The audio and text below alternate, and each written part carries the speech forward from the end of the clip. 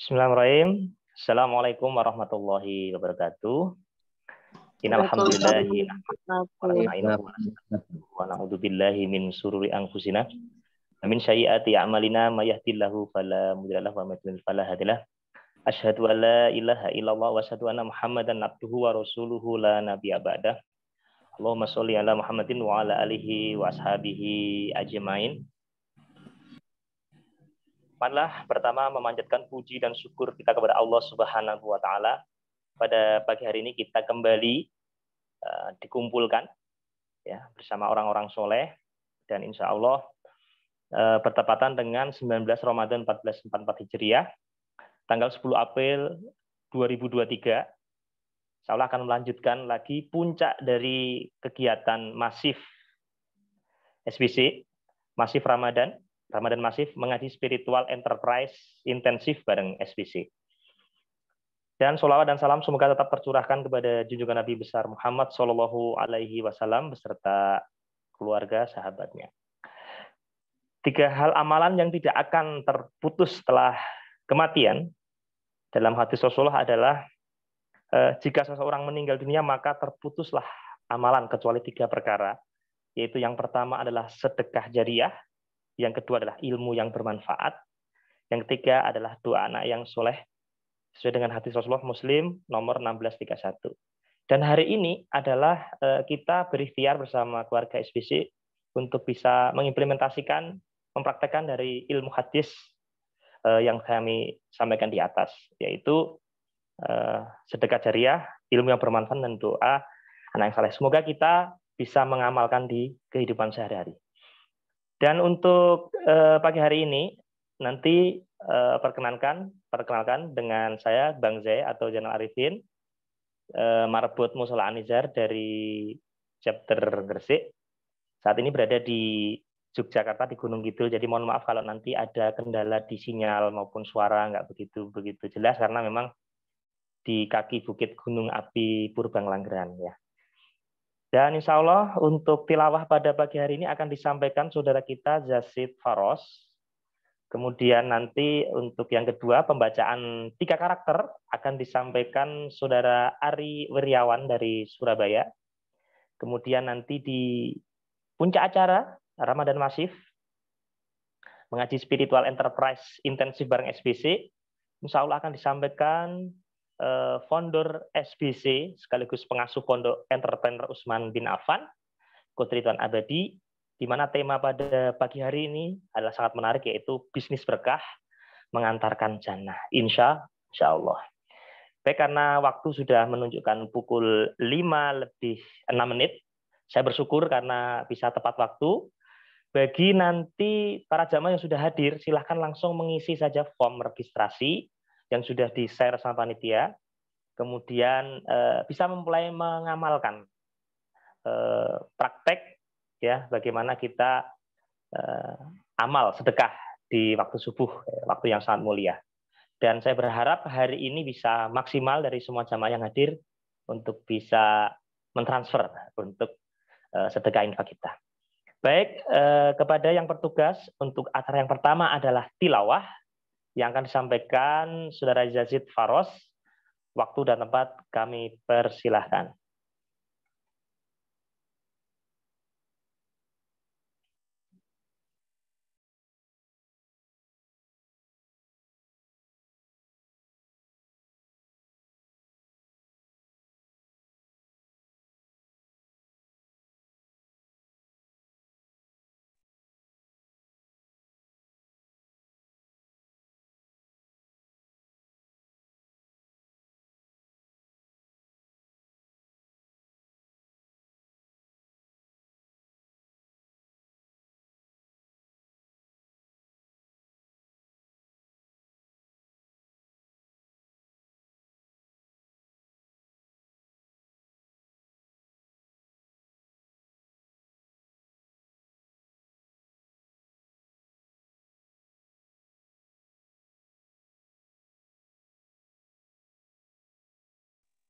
Silakan yang bertugas pada pagi hari ini untuk tilawah bisa memulai, silakan.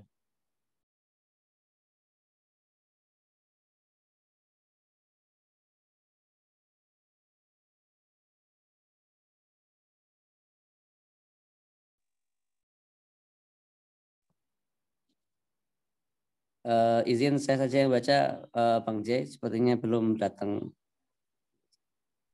Oh, jazakallah khair. Silakan Ustaz. Silakan Ustaz. A'udzu billahi minasyaitonir rajim. Bismillahirrahmanirrahim.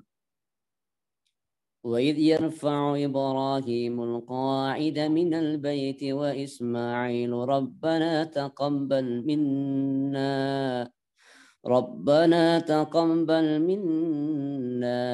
إنك أنت السميع العليم ربنا واجعلنا مسلمين لك ومن ذريتنا أمة مسلمة لك وأرنا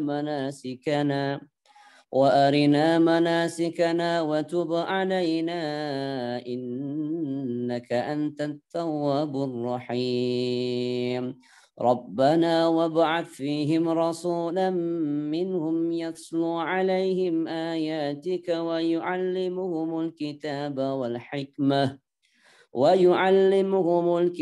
والحكمة ويزكيهم إنك أنت العزيز الحكيم ومن يرغب عن ملة إبراهيم إلا من سفه نفسه ولقد اصطفيناه في الدنيا وإنه في الآخرة لمن الصالحين إذ قال له ربه أسلم قال أسلمت لرب العالمين ووصى بها إبراهيم بنيه ويعقوب يا بني إن الله اصطفى لكم الدين فلا تموتن إلا وأنتم مسلمون أم كنتم شهداء إذ حضر يعقوب الموت إذ قال لبنيه ما تعبدون من بعدي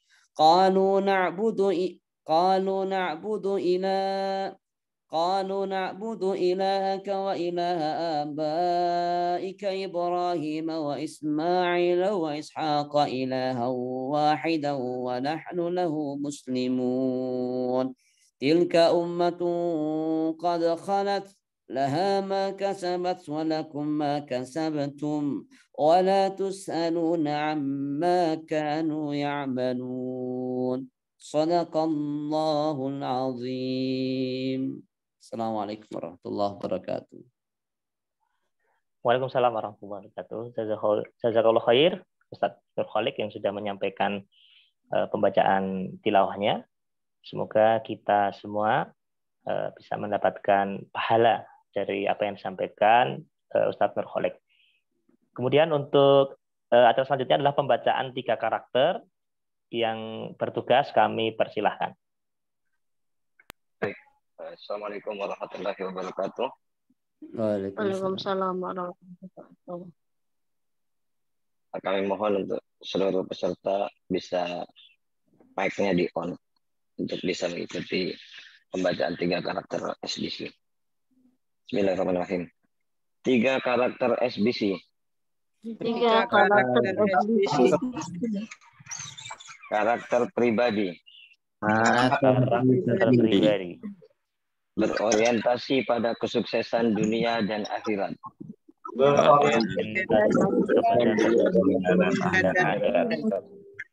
Selalu meningkatkan kapasitas diri.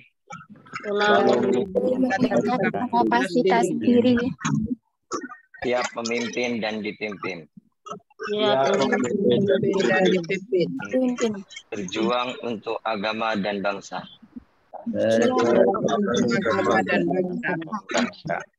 Karakter bisnis. Memastikan halal. Ahli dalam 4 pilar bisnis.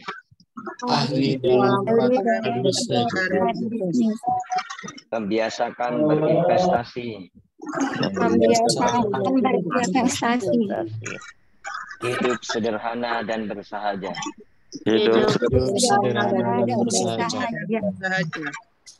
Karakter muslim. Al-Quran dan As-Sunnah menjadi acuan hidup. Al-Quran dan As-Sunnah menjadi acuan hidup. Saling berpesan untuk bersabar dan berkasih sayang.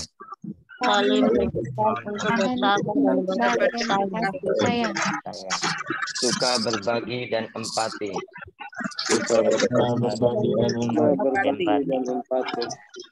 Disiplin mengeluarkan zakat, infak, dan sedekah.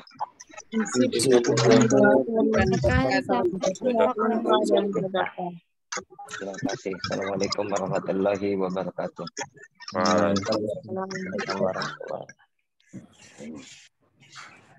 Terima kasih pada Saudara Ari Wiryawan yang sudah menyampaikan 3 karakter.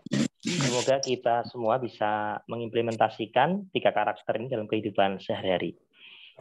Selanjutnya memasuki puncak dari kajian masif Ramadan Masif, mengaji spiritual enterprise intensif bareng SBC dengan tema bisnis berkah mengantarkan jannah. Insyaallah bersama founder SBC sekaligus pengasuh Pondok Entrepreneur Utsman bin Affan, Coach Ridwan Abadi, akan menyampaikan materi tersebut.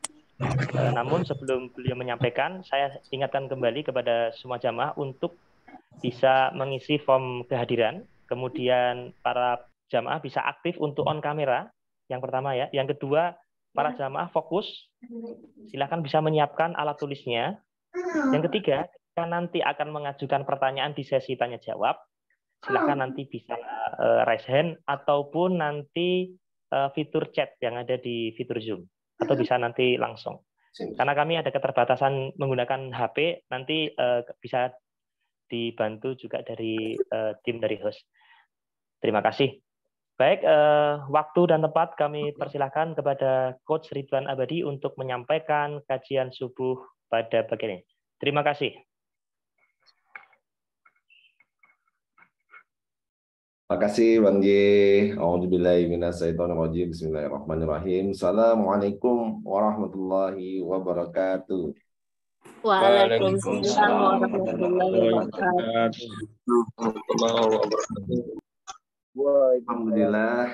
Alhamdulillahirabbil alamin. Allahumma shalli ala sayyidina Muhammad wa ala ali sayyidina Muhammad. Raditu billahi rabba wa bil islami dina wa bi Muhammadan nabiyya wa rasulah. A'udzubillahi wa warzuqni fahma. Qala rabbi shrah li sadri wa yassir li amri wa lisani yafqahu qawli amma ba'd. Alhamdulillah, sahabat-sahabatku sekalian yang semoga selalu dirahmati Allah, semoga selalu diberikan hidayah dan selalu semoga diberikan petunjuk oleh Allah. Pagi hari ini kita akan lanjutkan kajian kita. Masya Allah, ini kajian intensif ya selama 1 pekan terakhir. Saya ucapkan barakallah, jazakumullah khairan katsiran buat teman-teman di divisi Kementerian Spiritual yang telah menyiapkan, menyelenggarakan dan mengawal kegiatan ini sampai dengan 1 pekan terakhir. Semoga ini menjadi kegiatan yang membawa manfaat buat kita semua. Ya, hampir 20 hari berlalu dan besok kita sudah masuk di 10 hari terakhir di bulan Ramadan, Bang J. Ya. Ini momen-momen yang kadang kalau kita ngelihat ya ada satu nasihat dari guru kita. Kadang kita ngerasa ya cepat sekali waktu berlalu, nggak kerasa sudah 20 hari saja gitu ya. Apa yang kira-kira sudah kita lakukan selama 20 hari ini? Apakah kira-kira 20 hari ini sudah memberi dampak dan perubahan? Apakah kita sudah tergolong yang mendapatkan rahmat dan juga mendapatkan ampunan selama 20 hari ini? Nah, maka kita harus mulai berintrospeksi sebelum besok kita memasuki 10 hari terakhir di mana kita disarankan, dianjurkan untuk kita beritikaf. Kenapa? Karena 10 hari terakhir itu adalah masa di mana kita mengejar ampunan Allah untuk dijauhkan dari api neraka. Ya. Insyaallah sahabat sekalian, di kajian masif seperti temanya yang selalu disampaikan ya oleh pemateri-pemateri sebelumnya, di kajian masif kali ini tema yang berat sebenarnya ya. Ramadan masif mengaji spiritual enterprise intensif. Wah, ini keren ini yang buat tema ya. Ramadan ya masif, ya, masif. Masif ini harus kita maknai bahwa kita juga harus belajar secara masif, beramal ibadah secara masif. ya, kita harus untuk melakukan kebaikan secara masif. Ya. Masif itu artinya apa? Masif itu gila-gilaan, besar-besaran, ya, bukan tanggung-tanggung. Gitu. Nah, ini yang harus benar-benar kita lakukan ya kalau dari kegiatan ini. Nah, saya dikasih tema yang temanya adalah bisnis berkah mengantarkan ke jannah. Wah, Masya Allah. Ini bukan tema yang mudah nih ya. Pertama kita akan bahas dulu tentang spiritual enterprise. Ya, jadi karena tadi itu ada masif ya, mengaji intensif spiritual enterprise intensif ya. Maka apa sih yang namanya spiritual enterprise? Apa yang kita mungkin sering gaung-gaungkan di SBC ya. Spiritual enterprise ini adalah bagaimana kita membangun perusahaan itu ada 4 level. Ada 4. Ya. Level pertama adalah saya menyebutnya namanya personal enterprise. 1.0.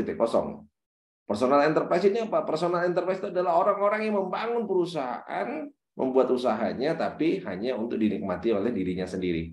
Ownernya ya dirinya, untung rugi untuk dirinya, gitu. Orientasinya apa? Orientasinya hanya semata-mata untung. Nah, ini namanya apa? 1.0. 1.0 tadi apa? Personal enterprise.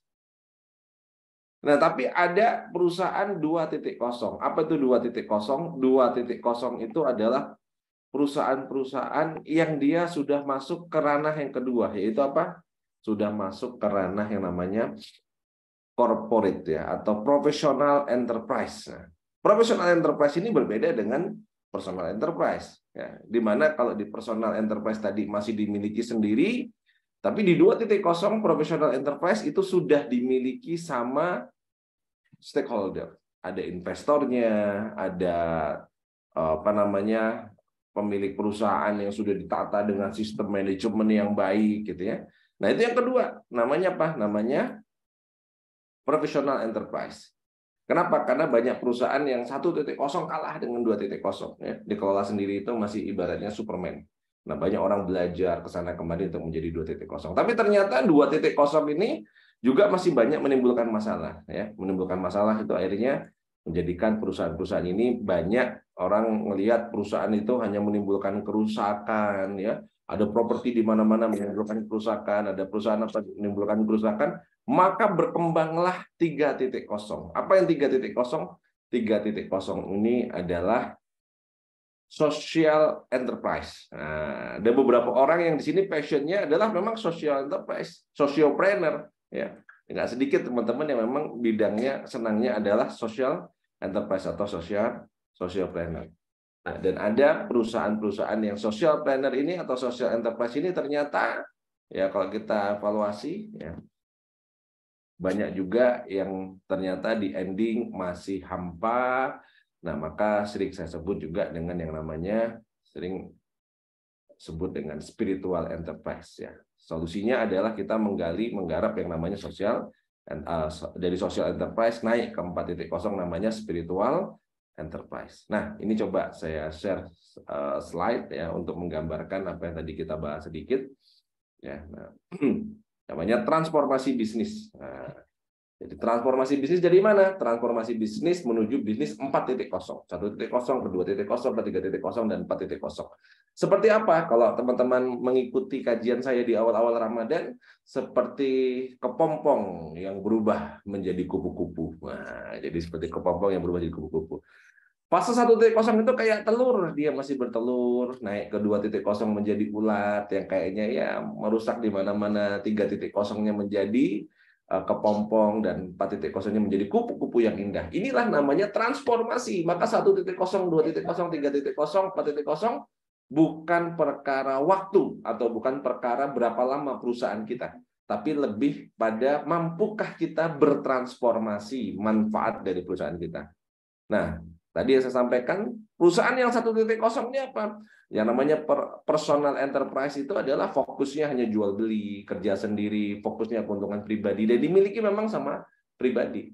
Kayak telur tadi masih belum netas. Nah, ini sering kita sebut kalau di perusahaan di dunia UMKM ya masih usaha mikro atau usaha perseorangan gitu ya. Lalu kalau kita sudah kerjakan sendiri, kita tadi bisa bertransformasi ke 2.0 namanya professional enterprise. Professional enterprise itu apa? Fokusnya sudah bukan hanya jual beli, dapat untung, tapi fokusnya growth, bertumbuh, tambahin aset. Aset harus tambah banyak, ya. Kerjanya udah bukan sendiri lagi, tapi tim. Fokus keuntungannya adalah untuk pemodal. Jadi bukan hanya untuk pribadi, tapi ada pemilik saham, ada apa namanya investor, ada yang lain-lainnya di sana. Ini 2.0 yang banyak orang berlomba-lomba untuk menjadi korporasi. Itu ada di 2.0. Tapi kayak ulat tadi kadang dia tumbuh, dia besar, dia makan apa namanya daun-daun, bikin bolong di mana-mana dan dianggap jadi kayak hama. Maka akhirnya banyak orang yang ngerasa wah ini nggak benar nih kalau perusahaan hanya cari apa namanya untung, hanya nambahin aset hanya ini tapi ngerusak lingkungan. Muncullah 3.0 yang namanya social enterprise. Social enterprise ini apa? Fokusnya penyelesaian masalah sosial.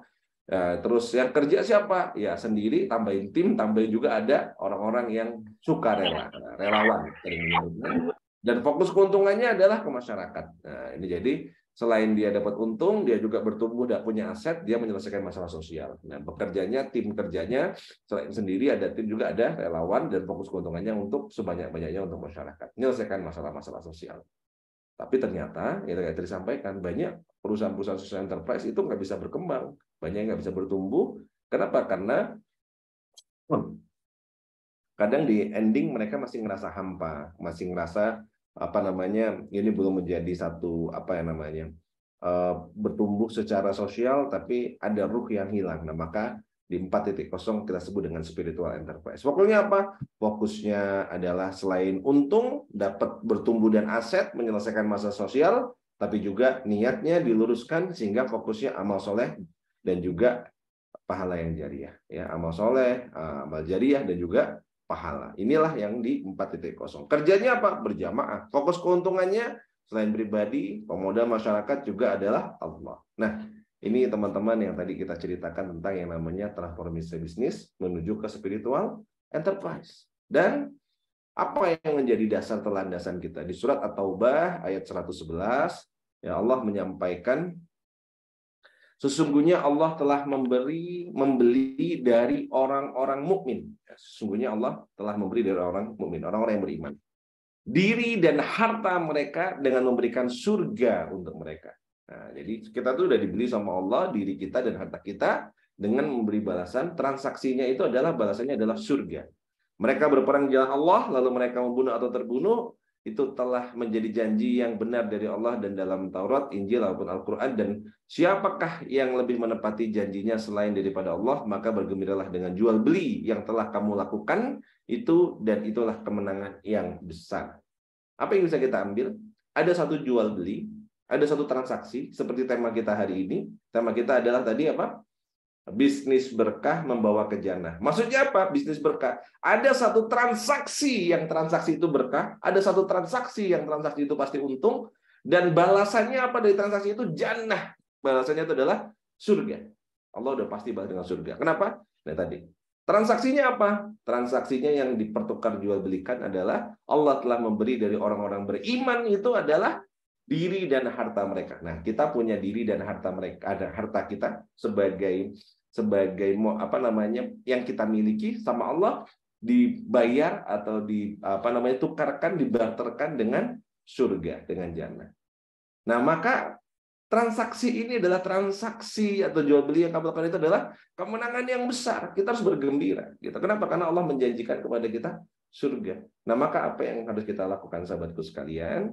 Maka ketika kita membangun perusahaan kita besar, ya kita juga punya kesehatan, punya tubuh kita, maka jadikanlah itu adalah sebagai alat tukar kita, atau itu jadikan bagian yang kita transaksikan kepada Allah dalam jual beli ini. Nah, apa yang menarik dari sini, sahabatku sekalian, yang harus kita pahami di sini adalah, coba kita lihat dalam konteks di sini, orang-orang beriman itu sama Allah yang dibeli adalah diri dan harta. Ada dua berarti, diri kita dan harta kita. Nah, jadi yang dibeli adalah diri kita. Ya, semua orang itu pasti punya. Kalau bilang, wah harta aku nggak punya gitu. Tapi semua orang itu pasti punya diri kita, tubuh kita, fisik kita, pikiran kita, tenaga kita, ya, waktu kita punya semua. Walaupun itu semua sebenarnya juga titipan dari Allah gitu ya. Nah, yang kedua harta kita. Nah, itu sama Allah mau ditukar, mau nggak kira-kira ditukar dengan surga? Nah, caranya gimana? maka gunakan diri kita dan harta kita untuk jihad fisabilillah, berjuang dengan sungguh-sungguh di jalan Allah. Nah, setiap profesi punya perjuangannya masing-masing. Ya, seorang guru berjuangnya dengan mengajar, seorang tentara berjuangnya di medan pertempuran, ya, seorang dokter berjuangnya memberi kesehatan, seorang pengusaha kuliner berjuangnya dengan makanannya. Kalau kita pebisnis, berjuangnya pasti dengan bisnis kita, teman-teman sekalian, sahabatku sekalian. Nah, maka sehingga dari sini kalau kita tadi sudah lihat, Masya Allah, luar biasa ya, maka saya membuat istilahnya namanya, kalau di SBC itu kita ada pengusaha surga. Nah, jadi pengusaha yang tadi bertransaksi dengan Allah, dengan diri dan jiwa kita untuk ditukar dengan surga. Makanya kalau di mobil saya, di belakang itu ada tulisannya pengusaha surga. Pengusaha yang berjual beli dengan Allah, yang kita tukar diri dan harta kita dengan surga. Nah, pengusaha surga ini ada maknanya juga, ada artinya ya. Nah, apa di sini kalau dilihat di bawah situ ada tulisannya, pengusaha surga itu singkatan dari pengurus santri penghafal Al-Quran dan sunnah pergerakan. Nah, jadi kalau di SBC salah satu dakwah dan perjuangan kita itu dari bisnis kita, bagaimana kita bisa membantu mengurus para santri penghafal Al-Quran, karena sebaik-baik dari kita itu adalah orang-orang yang belajar Quran, mengajarkan Quran, dan termasuk orang-orang yang membantu mensupport dakwah tentang Quran, dan juga ada sunnah pergerakan. Sunnah pergerakan ini adalah sunnah bagaimana kita bisa berkolaborasi dengan tokoh-tokoh agama, para ulama, para dai untuk bagaimana menegakkan Islam. Nah, kenapa? Karena ayatnya jelas. Nah, ini adalah pebisnis intan. Oh, mana saya lewat skip. Nah, ini di Quran surat Muhammad nomor 7, hai orang-orang mukmin, jika kamu menolong agama Allah, niscaya Dia akan menolong dan juga akan meneguhkan kedudukanmu. Nah, ini artinya apa? Intansurullah. Jadi bagaimana ketika kita menolong agama Allah, maka Allah akan tolong kita. Nah, ini yang sedang kita perjuangkan, sahabatku sekalian, ya. Nah, jadi artinya dari sini kita belajar satu hal, ya, bahwa sungguhnya ya tadi kalau kita bicara tentang spiritual enterprise yang sedang kita perjuangkan apa? Yang sedang kita perjuangkan dalam spiritual enterprise ini bagaimana kita bertransaksi dengan Allah, dengan diri dan harta kita untuk ditukar dengan surga. Itulah esensi pengusaha surga. Apa yang kita support tadi? Ya urusan-urusan Allah di muka bumi ini. Ya sebenarnya apa yang menjadi yang Allah inginkan kita sebagai manusia untuk menjalankannya. Nah, tadi kalau kita bicara di Quran surat Muhammad menolong Allah. Nah, maka di spiritual enterprise ya kita punya 4 pilar. Nah, ini 4 pilar peradaban. Nah, ini kemarin mungkin sudah sempat saya sampaikan ya di teman-teman. Transformasinya perbedaan 1.0, 2.0, 3.0 dan 4.0. Kalau di 1.0 itu kan tadi fokusnya hanya dagang, untung, rugi. 2.0 profesional, maka bicaranya 4 pilar bisnis. 3.0 spiritual enterprise, bicaranya adalah CSR ya, customer corporate social responsibility, CSR ya. Nah, social responsibility. Bicaranya ke sana. Tapi kalau di 4.0 maka bicaranya adalah membangun peradaban. Nah, peradaban itu apa saja? Nah, di dalam spiritual enterprise itu maka perusahaan itu dia paling tidak ya bagaimana tadi kita membangun spiritual enterprise itu ada 4 pilarnya juga. Yang pertama adalah Baitullah. Di dalam spiritual enterprise itu harus ada Baitullah. Pusat peradabannya adalah masjid. Yang kedua ada Baitul Tarbiyah. Bagaimana kita merubah, mereakat dari yang tadinya kita hanya karyawan, bagaimana keadaan kita menjadi santri. Kita bangun tarbiyah, jadi kita punya santri-santri. Jadi orang-orang yang bekerja, mereka juga bukan hanya bekerja, tapi mereka belajar. Ya, di sana belajar Quran, tarbiyah, membentuk akhlak. Ya. Yang ketiga ada Baitul Mal. Bagaimana tadi ya bisnis kita menghasilkan hasil yang hasil itu bisa diputar untuk menjadi sosial kemasyarakatan kita. Ya, ini 3.0 ya. Dan yang keempat adalah Baitul Muamalah. Bagaimana perusahaan kita bisa menjadi perusahaan yang besar. Ya. Nah ini kalau kita ngelihat pengusaha itu startingnya bisa jadi nomor 4. Nomor 4 punya usaha, usahanya sebagiannya dilakukan Jiswab. Dari Jiswab mungkin Jiswabnya masuk ke pendidikan gitu ya untuk membantu masjid. Tapi ternyata nah, kalau saya belajar dari guru-guru kita sebenarnya spiritual enterprise itu dimulai justru titik awalnya itu adalah dari masjid. Ya, jadi masjid yang memiliki Baitul Tarbiyah, memiliki pondok yang dia punya amal sosial ya dan juga punya amal usaha. Nah, inilah gambaran kalau kita bicara tentang spiritual enterprise gitu ya. Nah, ini teman-teman sudah melakukan, kayak host kita hari ini Bang J itu tadinya hanya Waterpedia, tapi sekarang dari Waterpedia sudah punya, ada membangun masjidnya namanya An-Nizar, membangun pondoknya namanya pondok digital apa Bang J? Marketing. Pondok digital marketing, Masya Allah. Itu Baitul Tarbiyahnya. Baitul Malnya sudah jadi, Baitul Malnya. Belum, Coach. Nah, harus segera berarti PR-nya. Tinggal kurang bangun Baitul Malnya. Dan kalau amal usahanya sudah ada namanya Waterpedia. Nah, itu contoh. Ya. Dan teman-teman yang kemarin mengisi, mayoritas semuanya yang mengisi kajian Spiritual Enterprise, termasuk host kita hari ini, itu sudah mempraktekkan Spiritual Enterprise. Ya. Ya, kalau kita pemateri pertama kemarin siapa? Kalau nggak salah yang ngisi Kang Aldi ya. Kang Aldi. Ya, kalau ini saya cerita. Ada Mas Joko punya Masjid Al-Hadiyah dan juga sudah punya Baitul Mal, sudah punya pondok juga gitu. Ini Mas Joko ya. Saya juga ikut meresmikan masjidnya waktu itu dan sekarang sudah ada pondoknya dan sekarang juga pondok mungkin masjidnya nggak begitu mewah tapi Masya Allah udah luar biasa. Ya, sudah ada pondoknya juga dan juga sudah punya TPA, santrinya udah banyak, sudah punya yayasannya, ada Riyadul Jannah dan juga sudah punya Baitul Mal ya. Kalau usahanya juga alhamdulillah sudah berkembang besar. Nah, ini Kang Aldi ada masjid namanya Arham. Nah, alhamdulillahnya semua saya ngasih nama ternyata ya. Al-Hadiyah itu Mas Joko dan ini Arham ini masjidnya Kang Aldi yang kemarin ya. Ada Masjid Arham ya dibangun sama Kang Aldi, saya juga ikut meresmikan.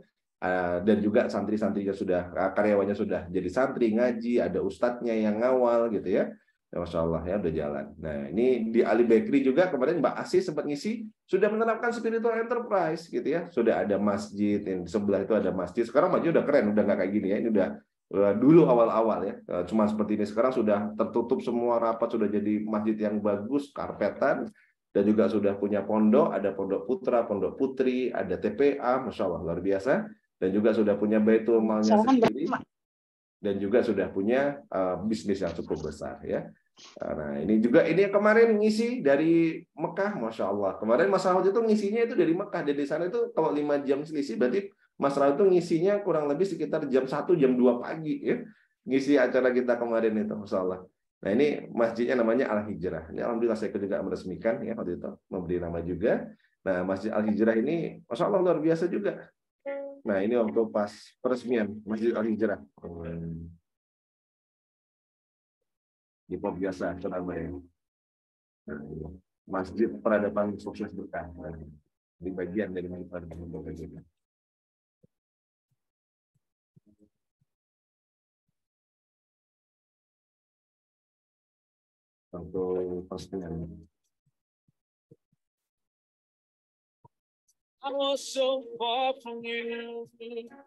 Ini masjidnya yang sekarang sudah ramai, ada kajian-kajian, kegiatan dari kegiatan sosial, Baitul Mal juga sudah berkembang sangat luar biasa. Insya Allah. Dan skip kan agak panjang. Dan juga kemarin pemateri-pemateri kita yang lain seperti Kang Ahid sudah punya Masjid Teras Dakwah. Ya, saya juga ikut meresmikan Baitul Malnya kemarin dan juga Baitul Muamalahnya. Masya Allah, luar biasa. Ya, kalau Menteri spiritual kita udah nggak usah ditanyakan lagi. Beliau sudah, waduh, Masya Allah, menjadi guru kita bersama. Ya, di Khazinatul Abror, beliau juga berkarya dengan begitu banyak program-programnya. Dan bahkan sekarang masjidnya besar, pondoknya sangat besar sekali. Dan juga Baitul Malnya jalan, amal usahanya Masya Allah dengan program wakaf dan seterusnya. Nah, jadi teman-teman yang kemarin juga sudah menjalankan yang namanya Spiritual Enterprise. Nah, ini sahabatku sekalian, ya kalau kita ngelihat proses ya tadi bagaimana teman-teman mencoba menerapkan, mengimplementasikan yang namanya Spiritual Enterprise. Jadi kalau kita lihat, saya recall ya tadi sedikit pengantarnya. Nanti setelah ini biar kita bisa punya waktu untuk tanya jawab. Ada 4 transformasi bisnis. Ya, di manakah letak kita hari ini? Apakah kita hari ini masih di level 1.0? 1.0 itu hanya sekedar yang namanya personal enterprise, punya usaha, dikelola sendiri, dijalankan sendiri, ada untung diambil sendiri. Apakah sudah 2.0 professional enterprise, sudah bertransformasi menjadi perusahaan yang profesional, punya tim, ya, punya aset, bertumbuh, berkembang, ya, ataukah kita sudah di 3.0, ya kita sudah menjadi perusahaan social enterprise, memberi manfaat buat banyak orang di luar sana, atau kita sudah menuju ke 4.0, ya, bagaimana kita berbagi saham kita, bukan hanya punya kita saja, tapi kita sudah berikan saham kita kepada Allah dengan apa tadi? Kita transaksikan diri dan harta kita kepada Allah, dan semoga Allah membawa, ya, menjadikan itu adalah dibarter dengan surga yang terbaik buat kita semua. Insya Allah itu pengantar, ya. Saya pengen nanti lebih banyak kita diskusi karena saya tadi tugasnya mengantar. Jadi paling tidak teman-teman punya gambaran dari pemateri pertama, kedua, ketiga, keempat, kelima kemarin. Masya Allah, semua pemateri itu sudah menerapkan yang namanya spiritual enterprise. Kang Aldi sudah menerapkan spiritual enterprise-nya. Mas Joko sudah menerapkan spiritual enterprise-nya. Ya, habis Mas Joko, Mbak Asih sudah menerapkan spiritual enterprise-nya. Siapa lagi yang sudah mengisi sebelumnya? Ya, Ustadz Nurholik sudah menerapkan spiritual enterprise-nya, dan juga kemarin, ya, Mas Rahut dan juga Kang Ahid semuanya sudah menerapkan spiritual enterprise. Nah, sekarang giliran Anda untuk pelan-pelan menginstal yang namanya spiritual enterprise di perusahaan Anda. Tafadhol, saya kembalikan kepada host kita. Kita punya waktu agak panjang untuk bisa diskusi dan tanya jawab. Masya Allah, Coach, materinya Masya Allah luar biasa. Sudah sangat bersemangat kembali ya untuk membangun bagaimana entrepreneur, ya, di perusahaan kita masing-masing. Dan di sedikit cerita, ya, di Waterpedia itu kita menginstal di perusahaan itu musola Anizar. Jadi ternyata dampaknya luar biasa begitu. Jadi dashboard di perusahaan itu akan berpengaruh juga terhadap ketika kita penerapan dari entrepreneur, apa namanya, spiritual entrepreneurship di perusahaan. Baik, kita buka tanya jawab. Saya berharap Bang J cerita dulu dikit tentang Anizar. Nah, ini Masya Allah, antum sudah layak jadi pemateri karena sudah menginstal spiritual enterprise juga. Tafadhol, lanjutin dulu. Gimana nih ketika sudah mentransfer, sudah mulai menginstal, tantangannya seperti apa, dan hasilnya seperti apa kepada tim dan SDM? Terima kasih, Coach.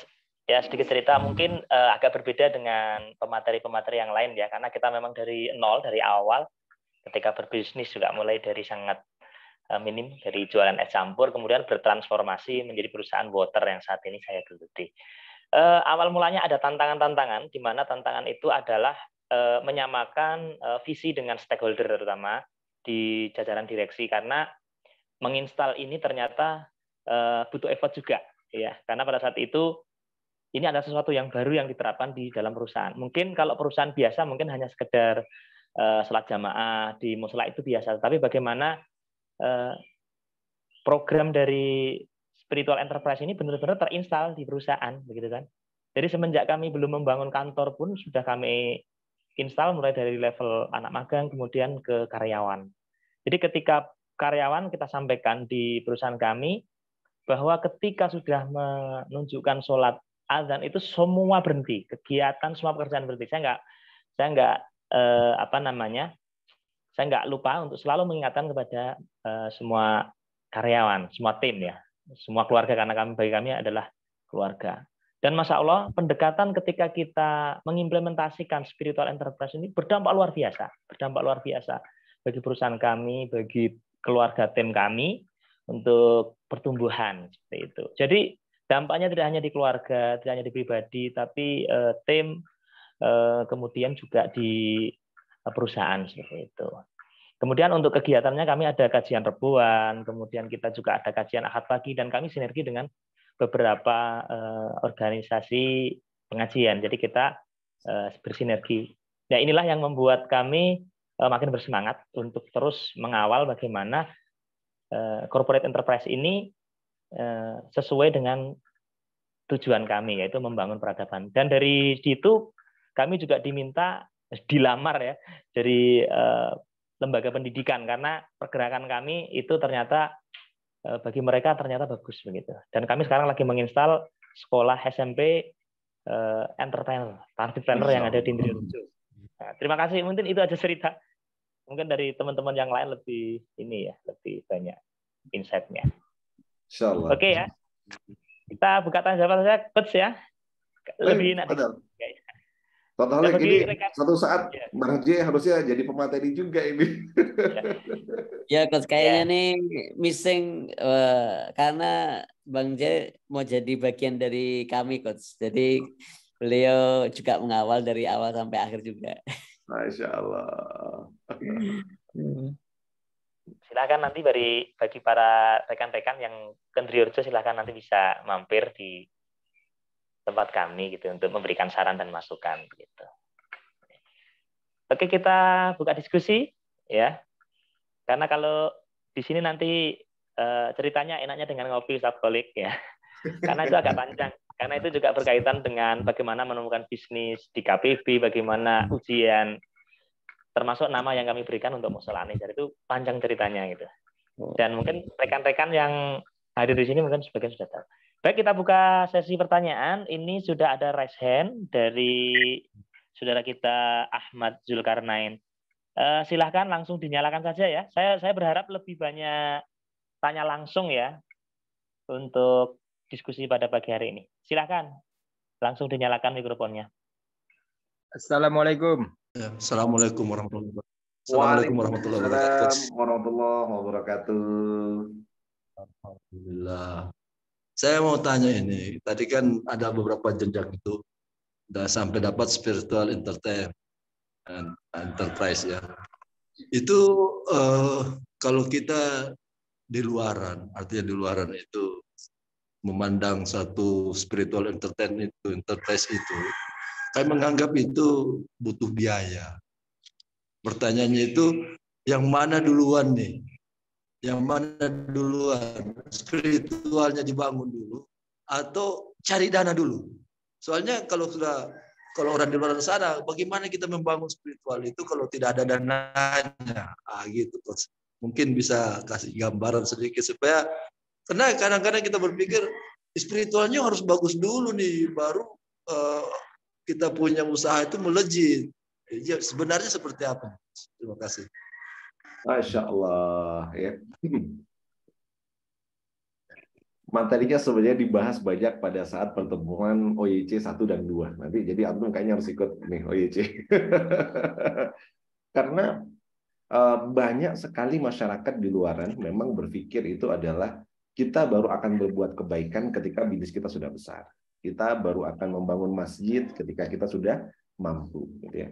Nah, tapi ternyata Masya Allah yang diajarkan guru-guru kita, bahkan kalau kita belajar dari sirah, yang namanya kebaikan dan juga yang namanya spiritual, ternyata itu menjadi pondasi, menjadi dasar, menjadi bangunan pertama.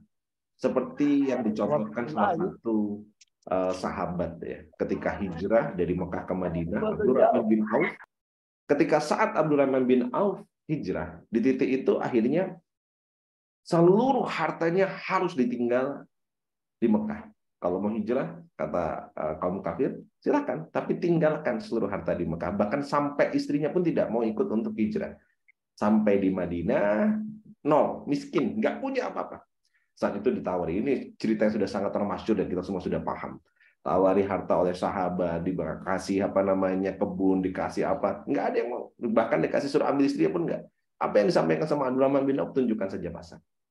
Ada satu titik dasar, yaitu apa? Keimanan yang dimiliki oleh Abdurrahman bin Auf bahwa sang pemberi rezeki itu adalah Allah.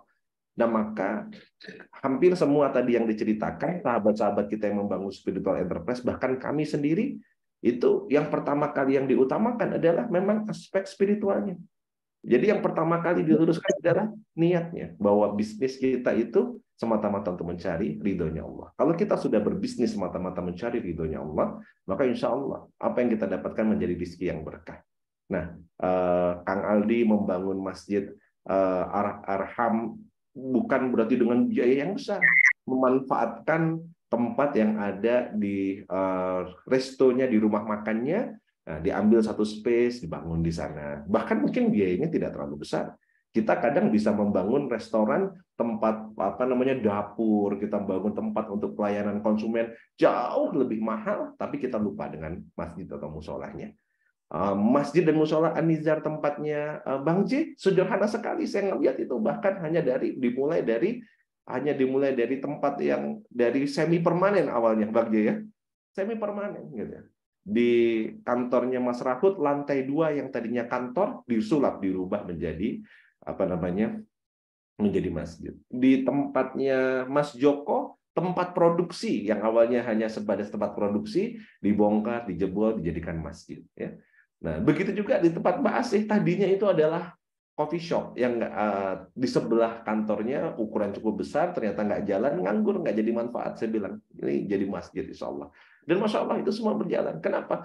Karena Allah di Al-Quran menyebutkan bahwa ya masjid itu Allah sendiri yang membangun dan juga menjaganya. Produknya Allah. Bahkan kita selalu mendengar ketika ada pembangunan masjid, barang siapa membangun masjid walaupun hanya sebesar sangkar burung, maka Allah akan bangunkan bangunan itu di surga. Nah, karena ini adalah menjadi produknya Allah, insya Allah akan jaga, Allah akan beri keberkahan di sekelilingnya. Maka ketika perusahaan kita nempel dengan masjid, perusahaan kita jadikan holdingnya adalah masjid, maka insya Allah Allah akan jaga semua entitas yang ada di bawahnya. Ketika di bawahnya ada perusahaan, ketika di bawahnya ada pondok dan seterusnya. Dan kita jadikan bagaimana bisnis kita itu mengalirkan amal soleh dan amal jariah buat kita. Kalau karyawan hanya bekerja, hanya sekedar bekerja, ya kata Buya Hamka, maka monyet pun bekerja, kerbau di sawah pun bekerja. Ya, maka kalau karyawan hanya bekerja untuk uang, kita hanya akan dapatkan apa? Tapi ketika kita ajak karyawan, dia bekerja tapi juga itu menjadi nilai ibadah, masuk kerja di ibadah. Di tempat saya karyawan di absen dari jam 3 pagi absennya. Mereka jam 3 pagi sudah setoran tahajud. Nanti jam 5 mereka sudah setoran untuk sholat subuh. Ini di sebagian di antara yang hadir ini pun ini ada karyawan-karyawan kami. Coba ada berapa orang nih karyawan timnya Usman. Timnya Usman absen ya. Coba cantangin di sini. Mereka di absen juga timnya Usman untuk ikut kajian-kajian setiap subuh. Semua kajian masif kemarin semuanya ikut ya. Semua karyawan-karyawan kami semuanya ikut kajian. Nanti di kajian mereka harus nyatat, catatannya nanti juga dicek pada saat masuk di kantor. Pagi ada halakoh pagi, sholat duha. Ya setelah sholat duha mereka dicekin lagi, kajiannya lagi, setelah itu baru bekerja. Biasanya saya mengambil waktu kalau di perusahaan lain 1-2 jam untuk mereka preparation, biasanya briefing meeting. Tempat kami halakoh, sholat duha, kadang baru kerja jam 9:30. 9:30 nanti jam 11 sudah berhenti, gitu kan? Udah persiapan lagi sholat duhur dan kegiatan-kegiatan yang lainnya. Setiap hari Jumat ada kegiatan untuk kegiatan-kegiatan sosial, Jumat berbagi dan seterusnya. Nah, maka ketika itu kita lakukan di dalam perusahaan kita sebagai pilar-pilar spiritual enterprise, Masya Allah, antum bukan hanya dapatkan produktivitas dari karyawan, tapi apa? Mengalir amal jariah yang akan terus mengalir kepada antum. Sebagai ilmu yang manfaat, gitu ya. Kita membawa dan di hadapan Allah, kita bisa ketika ditanya, antum sebagai seorang pemimpin, diamanahi perusahaan, apa yang antum lakukan? Kita bisa bilang, kita jadikan perusahaan kita sebagai kendaraan menuju surganya Allah. Kita buat tim yang ada di belakang kita menjadi lebih taat kepada Allah. Kita jadikan jam-jam kerja di perusahaan kita hanya jam-jam menunggu waktu sholat. Masya Allah. Maka itu akan jadi. Maka kalau dijawab tadi dengan singkat, jawabannya apa? Maka spiritual dulu. Kenapa? Insya Allah rizki sudah Allah atur. Kita tidak perlu khawatir dengan yang sudah Allah tetapkan. Karena rizki kita sudah tertulis di Lauhul Mahfuz. Rizki kita sudah tertulis bahkan sebelum kita dilahirkan. Tapi nasib kita di akhirat, surga atau neraka, Allah tidak jamin. Maka apa? Jangan khawatir dengan yang sudah Allah jamin, khawatirlah dengan yang belum Allah jamin. Insyaallah itu mungkin jawabannya. Wallahu a'lam bishawab. Ya, Anda yang masih pakai ilmu, menjawab hanya dengan kemampuan yang Anda pahami. Insyaallah, syukran pertanyaannya dari Ustaz. Jazakallahu khair. Silakan. Ada beberapa pertanyaan. Iya, waalaikumsalam. Ini dengan Assalamualaikum. Waalaikumsalam. Abdurrahman, Samarinda. Abdurrahman. Silakan. Langsung saja ya. Ya. Mohon doanya coach, ini hasil pertemuan kemarin di Surabaya kemarin. Alhamdulillah, mohon doanya semoga istiqomah. Saya aplikasikan di Samarinda. Yang pertama, talim rutin karyawan setiap hari Jumat. Yang kedua, absensi rutin setiap subuh, mulai store absensi setiap subuh. Yang ketiga, Al-Quran untuk karyawan Dan yang 3, kerjasama dengan RT sekitaran kantor untuk melek Quran. Insya Allah itu program yang kami lakukan setelah pertemuan yang kedua kemarin. Mohon masukan sarannya, Coach. Masya Allah, tabarakallah. Semoga selalu istiqomah. Ya, 4 pilar spiritual enterprise yang pertama adalah Baitullah. Baitullah ini adalah tempat di mana kita membangun ketauhidan dan bagaimana kita menegakkan syariat kita untuk beribadah kepada Allah. Maka nomor 1 di dalam spiritual enterprise, bagaimana kita mengajak seluruh entitas, seluruh orang yang ada di perusahaan kita untuk memprioritaskan Allah dulu. Sholat yang ditinggalkan, masjid itu menjadi tempat kita untuk terus mendekat kepada Allah. Maka pilar pertama yang harus dilakukan adalah bagaimana kita bisa memakmurkan masjid. Karena masjid bukan hanya tentang besi dan beton. Betul, kalau besi dan beton biayanya mahal. Nanti di akhir Anda akan putarkan lagi sedikit video ketika Anda membangun masjid di perusahaan Anda yang hanya dalam waktu 1 hari. Ya.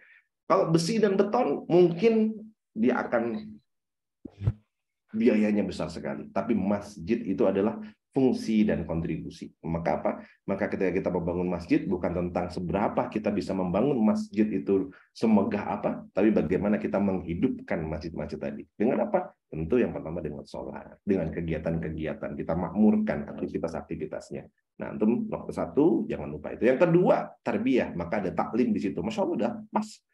Majelis-majelis ilmu, ajarkan tentang apa? Ajarkan kurikulum, susun kurikulum. Kurikulumnya apa? Jangan lupa, kurikulum pertama tentang ketauhidan. Kurikulum kedua, akhlak. Karena Rasulullah diturunkan di muka bumi adalah untuk apa? Memperbaiki akhlak. Kurikulum ketiga, apa yang harus kita lakukan? Bagaimana kita mengajarkan kepada mereka fikih, yang kehidupan sehari-hari, hukum-hukum Allah, syariat, dan seterusnya. Dan juga kurikulum tambahan, ada soft skill, life skill, dan seterusnya. Tafadhol, silahkan dilanjutkan. Dan yang ketiga, jangan lupa ajak setelah mendirikan sholat, tunaikanlah zakat. Maka apa?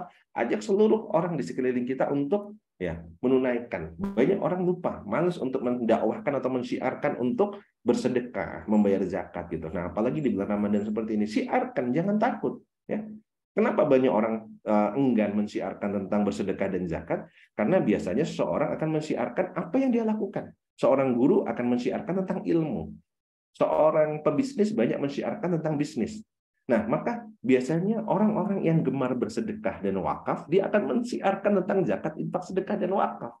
Nah, maka siarkan. Maka seperti hari ini, kenapa nggak berhenti-hentinya teman-teman di SBC ngajakin, ayo sedekah subuh, ayo kita bayar zakat. Itu untuk apa? Untuk kebaikan antum semua. Gitu. Untuk kebaikan kita semua.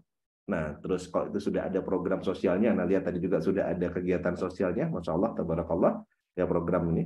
Nah, tarbiyah sudah ada tadi ya, taklim, baca Quran, dan juga melek Quran. Nah, yang belum dimasukkan tadi adalah bagaimana menginstal untuk mengajak orang untuk mau berzakat, infak, sedekah, dan wakaf. Dan yang terakhir, tadi bagaimana kita membangun kemandirian ekonomi. Nah, umat muslim harus kuat ekonominya. Nah, bagaimana kita mengajak lingkungan kita untuk kuat ekonominya. Kami sedang membangun namanya BUMM. Nah, jadi BUMM itu apa? Badan Usaha Milik Masjid. Nah, insya Allah ini sudah ada 2 unit usaha kecil-kecil yang akan kita install, kita perbesar. Kami sedang membangun ada istimewa kalau dibaca, istimewa gitu ya. Jadi istimewa itu sebenarnya kedai gerobakan jualan es teh ya kayak gitu. Tapi itu nanti punyanya masjid, sedang saya install. Istimewa itu tadi sebenarnya singkatan, It's Time with Allah sebenarnya. Nah, ini sedang kita mau install, mau kita buka, dan nanti seluruh keuntungannya 100% kita berikan kepada masjid. Di Malang saya juga sudah membangun beberapa unit usaha, ini sedang kita kembangkan. Nah, kira-kira gitu Pak Abdurrahman. Ya, 4 pilarnya jangan lupa. Tauhidan ya di Baitullah, kedua tarbiyah ilmu, ya, yang ketiga tadi adalah sosial masyarakat, ya, kebermanfaatan kita, dan yang terakhir, yang keempat adalah kemandirian. Nah, 4 pilar yang harus kita bangun. Baik, jazakallah khair, Ustaz. Kita lanjutkan, ada pertanyaan ya. Nanti yang pertanyaan yang kiranya sama itu nanti bisa jangan diulang lagi untuk ditanyakan ya. Mohon maaf. Yang pertama dari saudara kita Zazid Faros dari Surabaya dan Pak Karis dari Cirebon, ini sudah raise hand. Kemudian disusul lagi ada dari Ibu Sri Utami, cara mengenali dari spiritual enterprise, nampaknya tadi dijawab ya Pak ya, di pilar tadi yang dimulai. Kemudian yang terakhir adalah dari sudah kita Pak Joko, jika di tetangga kita sudah ada masjid, ini untuk caranya. Saya rasa nanti bisa langsung dirangkum dalam satu jawaban. Yang dari resen dulu, Pak Zazid sama Pak Kari, silahkan. Assalamualaikum. Waalaikumsalam warahmatullahi wabarakatuh. Apaan izin bertanya, Coach? Jadi ketika kita sudah berupaya untuk menginstal spiritual enterprise, katakanlah kita sudah punya masjid, musola atau pondok, kemudian fokus kita antara ke masjid dengan ke perusahaan itu nanti terbagi berapa persen banding berapa persen, Coach? Terus apakah untuk yang 4 pilar ini semuanya ketika bisa didelegasikan, apakah kita bisa mendelegasikannya atau kita harus ambil porsi di bagian 4 pilar tersebut, Coach? Terima kasih, Coach. Masya Allah. Ya. Menarik pertanyaan ini. Ini berarti sudah praktek. Kalau kita lihat, banyak negara-negara barat itu menjadi sekuler. Sekuler itu apa? Memisah antara dunia dan urusan dunia, urusan akhirat. Jadi sekuler karena menyebutnya. Jadi ketika di dunia mereka bermuamalah, mereka berbisnis, mereka pisahkan dulu. Jangan bawa agama dalam berbisnis. Begitu juga ketika mereka mau ke masjid. Ketika ke masjid mereka kalau di sana di sekuler itu misalnya ketika mereka beragama misalnya ke gereja atau apa segala macam, mereka tinggalkan, tidak bawa dunianya ke sana misalnya gitu. Itu namanya sekuler, memisah-misah. Nah, jangan sampai kita juga jadi sekuler. Sekuler artinya apa? Kita memisah-misah porsi bisnis, beribadah, dan seterusnya. Maka, seperti yang tadi saya awal sampaikan, luruskan niat, dalam satu tarikan nafas, kita lakukan semuanya bersamaan. Ya, kita pada saat satu tarikan nafas itu, kita sedang membangun masjid, kita sedang tarbiyah, kita sedang membangun masyarakat, dan kita sedang membangun bisnis. Jadi tidak perlu dipisah-pisah, Mas Faros. Ya. Jadi kalau ditanya, saya pribadi, Anda pribadi, dalam keseharian gimana? Ya semuanya dalam satu tarikan nafas, dalam satu keseharian. Ya, Anda sedang memakmurkan masjid, karena sebagai holdingnya adalah masjid, juga sedang mentarbiah karyawan-karyawan, termasuk seperti ini, kajian ini tarbiyah ke karyawan-karyawan Anda juga, gitu ya. Mereka karena sudah jadi santri semua, di saat bersamaan juga sedang bagaimana untuk bisa membangun ke masyarakat, ya. Ngajak mereka untuk berbagi, ngajar ngaji. Jadi program-program ke masyarakat itu bentuknya apa? Salah satunya kita ngajarin ngaji, hafalan Quran, membuat apa segala macam, dan juga membangun bisnis di saat bersamaan. Ya, jadi ibaratnya kalau ditanya, nggak usah dibeda-bedain. Porsinya gimana? Nah, kalau Anda karena posisinya selalu di dalam organisasi berusaha sebagai seorang pemimpin menjadi leader. Nah, di bagian terdepan, garda terdepan. Dulu ketika masih perusahaannya 1.0, Anda sebagai direktur. Hanya sebagai ngurusin perusahaan saja, menjadi leader. Ketika sudah naik 2.0 menjadi korporasi, ya sudah punya tim. Kalau tadi waktu 1.0 dulu sama Umi, kami sebagai Superman, semuanya dikerjakan sendiri, ya. Ikut jualan, ikut apa segala macam. Lama-lama membangun tim jadi korporasi. Punyalah namanya B Enterprise. Berkah Everything for Everyday, ya. Berkah Everyday for Everything itu waktu itu B Enterprise. Ya kami jadi leader, jadi direktur, jadi CEO, gitu ya, punya tim yang besar. Lalu mulailah ngerasa, wah iya ya, kayaknya kalau cuma bisnis saja nggak manfaat. Mulailah kita membangun lagi, akhirnya ada sosial, bangun masyarakat kemana-mana segala macam, buat Yayasan Usman. Nah, udah saya berbagi peran dua, tetap di puncak pimpinan. Sampai sekarang akhirnya, wah ini kayaknya sudah harus kita serahkan sama Allah. Kita jadi karyawannya Allah saja. Akhirnya saya sekarang menjadi pengasuh di masjid. Ketika saya menjadi pengasuh di masjid, ya semua saya kontrol. Saya pengasuh masjid, saya memastikan seluruh karyawan saya sholat. Saya memastikan seluruh karyawan saya menjalankan perannya masing-masing. Mereka ngaji, mereka tarbiyah harus jalan. Saya menjelaskan semua karyawan saya harus ikut ambil bagian dalam membangun masyarakat. Saya juga memastikan seluruh karyawan saya juga mereka menjalankan fungsi profesionalnya sebagai seorang santri karya, ya, yang mereka punya job desk juga.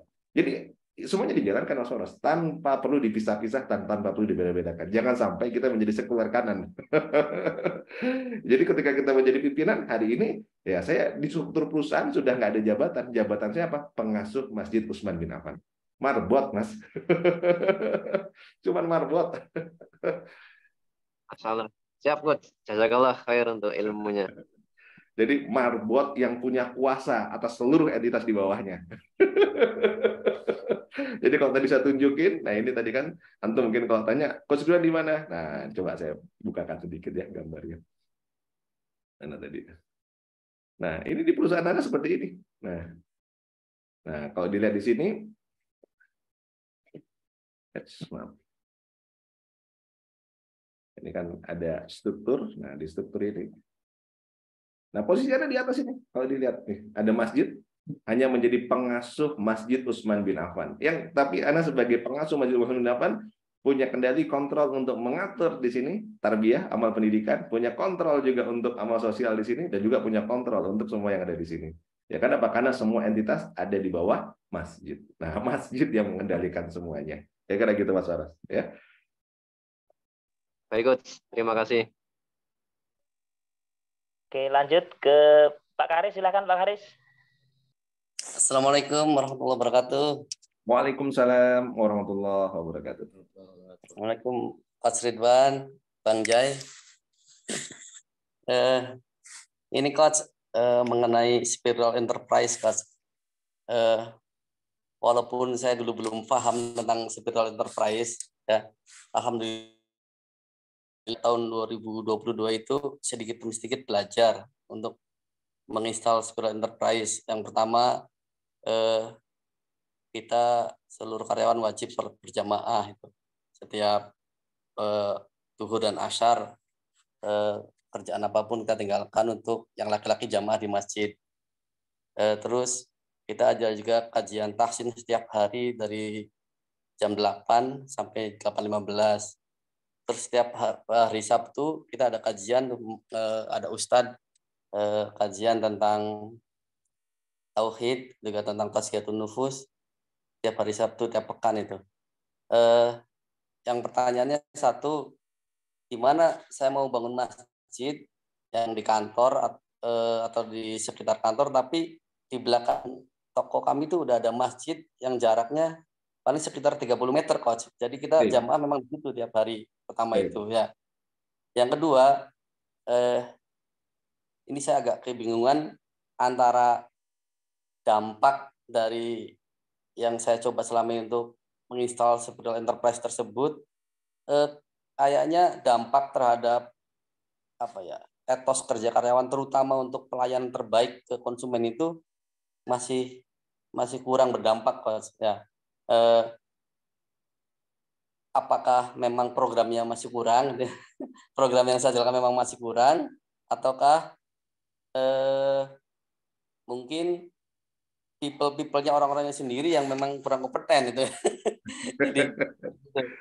Jadi ya kalau saya alhamdulillah tadi Bang J kan menyampaikan setelah menginstal Spirit Enterprise dampaknya sangat besar. Nah, pengalaman kami berbeda tuh, Coach, ya.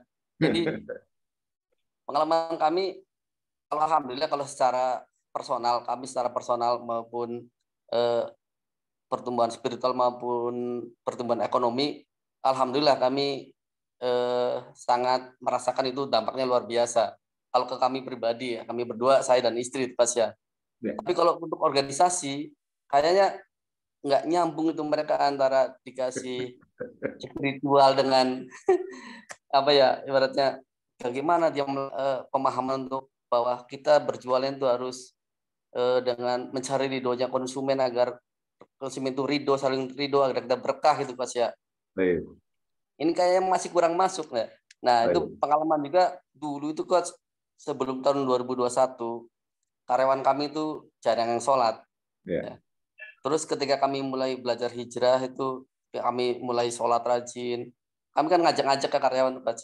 Ya. Ngajak-ngajak itu mereka nggak nyaman tuh. Nggak nyaman, akhirnya Allah buka aib mereka sampai terjadilah kami mengetahui bahwa selama ini mereka itu ada fraud gitu. Dari satu orang nyebar semua, akhirnya 50% itu karyawan kalau terlibat mungkin 80% terlibat, Mas. Ya. Akhirnya dari 80%, 50%-nya itu saya resignkan tuh. Yang 30%-nya resign sendiri, Coach. Nah. Masya Allah. Tahun 2001 itu tahun 2022 baru kami ganti timnya itu, Coach. Ganti tim yang mungkin sekitar 80%. yang profilnya berbeda. Profilnya ini rajin ibadah itu Mas ya. Ibadahnya rajin ini. Nah tapi secara kinerja itu berbeda terbalik dengan yang karyawan yang dulu yang nggak sholat nggak rajin Mas. Yang dulu sholatnya nggak rajin tapi melayani konsumen itu sangat antusias ya. Pas sekarang mereka itu profil mereka yang karyawan tahun 2022 yang kemarin ibadahnya rajin, kalau sholat juga harus pakai gamis, bagus lah pokoknya. Setelah ibadah ritual itu bagus banget. Tetapi ketika bekerja melayani konsumen itu kayak menghindar itu Mas ya. Akhirnya sampai citra kami itu di mata konsumen itu berubah dari 2021 yang karyawan jarang sholat dengan yang rajin sholat itu berubah, malah tahun 2020 itu kami itu terkenal pelayanannya sangat lambat itu, sangat lambat, tidak menyenangkan itu. Kami sebenarnya apa yang perlu kami lakukan kembali untuk agar hasilnya optimal sesuai dengan bahwa kita jadi muslim harus muslim yang kuat kan ya. Satu itu ya, satu lagi Coach. Jadi terus juga ini ada juga kami kan unit produksi Coach untuk pabrik pembuatan tutup galon Coach ya. Yang ini orangnya masih orang-orang lama, orang-orang yang sebelum tahun 2021 juga. Yang ini saya kayak sedikit menyerah ke mereka. Rencana gimana? Saya udah ini sulit sampai sekarang ini, diajak itikaf juga nggak mau Coach ya. Karena kami kan nanti tanggal 12 tuh libur Coach sampai tanggal 26. Yang program kami ini seluruh karyawan tuh itikaf di masjid. Tetapi kalau orang-orang yang di toko ini alhamdulillah mereka menyambut Coach ya. Dari tahun kemarin juga hampir 100% ikut itikaf semua. Tapi kalau orang-orang di pabrik ini Coach, satu pun nggak ada yang mau. Karena sholat juga mereka masih jarang. Walaupun saya di pabrik, saya ajak, ayo sholat dulu. Nah, mereka duluan aja. Sampai saya tulisin tuh Coach di mesinnya, kalau azan berkumandang dimatiin mesinnya, terus mari kita sholat bersama. Tetap aja itu mereka memilih nyalanin mesinnya. Ini saya ada kepikiran, ini apa karyawannya harus saya ganti semua juga di pabrik, ataukah saya tetap gimana caranya itu, bingung gitu, masih kebingungan Coach. Itu ya, sementara dulu Coach, mohon maaf kalau panjang lebar Coach. Nggak apa-apa. Salah. Luar biasa, karena pertanyaannya nanti akan menjadi cerita yang juga bisa insya Allah menjadi ibrah buat teman-teman yang lain. Satu, yang pertama, Coach, bagaimana ketika kita membangun masjid, sudah ada masjid. Di Al-Quran disebutkan jangan sampai kita membangun masjid dirar. Masjid dirar itu adalah masjid yang memecah belah. Betul. Jadi kalau memang sudah ada masjid di sekitar kita, maka pertama kali adalah makmurkan. Nah, kenapa ketika di Lampung saya tidak bangun masjid? Karena sudah ada masjid. Jadi saya memakmurkan masjid yang ada. Masjid yang tadinya safnya satu saf saja tidak penuh, sekarang sudah satu masjid penuh. Alhamdulillah. Nah, jadi artinya kalau sudah ada masjid di sekitar kita, makmurkan dulu masjid. Nah, ketika kita memakmurkan masjid, kita lihat kita bisa tidak di masjid itu berkontribusi lebih. Takmirnya apa segala macam bagus tidak? Maksudnya mereka terbuka tidak? Mau menerima masukan tidak? Mau nggak diajak untuk memajukan masjid. Tapi ketika misalnya tidak bisa, atau kita di sana mungkin tidak punya akses, kita tidak jadi marbot, tidak jadi pengurus, tidak bisa punya peran, maka saya rekomendasikan untuk membangun masjid memang di perusahaan gitu. Jadi ini yang diajarkan oleh guru-guru saya juga, teman-teman yang sudah membangun lebih awal. Untuk apa? Karena di dalam konteks ini nggak ada masalah sebenarnya ketika masjid berdekatan. Yang penting tidak memecah belah. Kalau di tempat saya, dari 3 masjid yang kami bangun, saya bangun masjid ada di Malang, ada di Lombok, dan juga di Lampung. 3 pola pendekatannya tidak sama. Di Lampung, masjid masyarakat yang saya makmurkan. Di Lombok, kita benar-benar membangun masjid dari nol, ya dari nol. SBC ya, ini SBC membangun masjid Peradaban Sosial Berkah, itu dari nol. Ketika banyak masjid hancur, kita bangun dari awal. Sementara di Malang, jarak antara masjid di pondok kami dengan masjid yang ada di masyarakat itu jaraknya cuma kurang lebih sekitar 30 sampai 40 meteran lah. Jadi nggak terlalu jauh. Jadi dekat sekali juga. Nah, apa hikmah yang mungkin pengen saya sampaikan, karena di Malang adalah ini menjadi holding company kami adalah masjid, dan ini pondok. Jadi saya menyebut istilahnya kalau masjid yang ada di perusahaan kami ini adalah masjidnya pondok. Masjidnya pondok seperti kita lihat di mana-mana pondok, misalnya walaupun di dekat pondok itu ada masjid berdekatan, nggak ada masalah. Bahkan di tempat guru saya Abi Iya itu di dalam satu pondok ada 2 masjid. Kira-kira begitu. Masjid yang khusus untuk para santri di dalam, dan juga masjid yang untuk ada masyarakat yang datang apa segala macam, itu yang agak di luar gitu. Nah, jadi dari sana insya Allah ini tidak ada masalah gitu ya. Tinggal dilihat kita mampu nggak, bisa nggak kita punya peran untuk memakmurkan masjid yang sudah ada. Kalau bisa, kita bisa buat program, bisa buat kegiatan, kita bisa undang, makmurkan masjid yang sudah ada. Ya, jadikan titik itu tempat untuk kita membangun titik peradaban. Karyawan ajak ke sana dan seterusnya. Ya. Nah, tapi kalau tidak bisa, maka saran saya boleh membangun masjid di perusahaan kita sendiri, tapi kita kukuhkan menjadi pondok. Dan di perusahaan saya karyawan semua sudah direkat.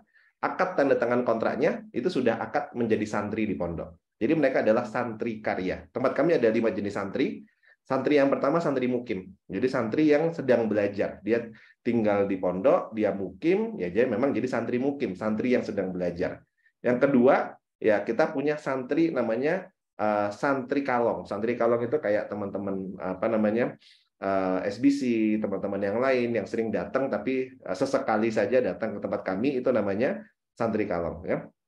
Yang ketiga ada santri yang sedang magang. Jadi setelah dia santri, baik itu dari santri kalongan taus maupun dia santri mukim, ketika dia sudah selesai program belajarnya, dia ada program magang dulu di tempat kami. Ya, jadi tidak langsung ini. Nah, santri magang ini kita sering sebut dengan santri pengabdian atau santri yang sedang berkhidmat. Gitu. 1 tahun sampai 2 tahun mereka khidmat. Ya, jadi belum mendapatkan gaji apa segala macam bisaroh yang besar, tapi sudah ada tapi tidak terlalu besar.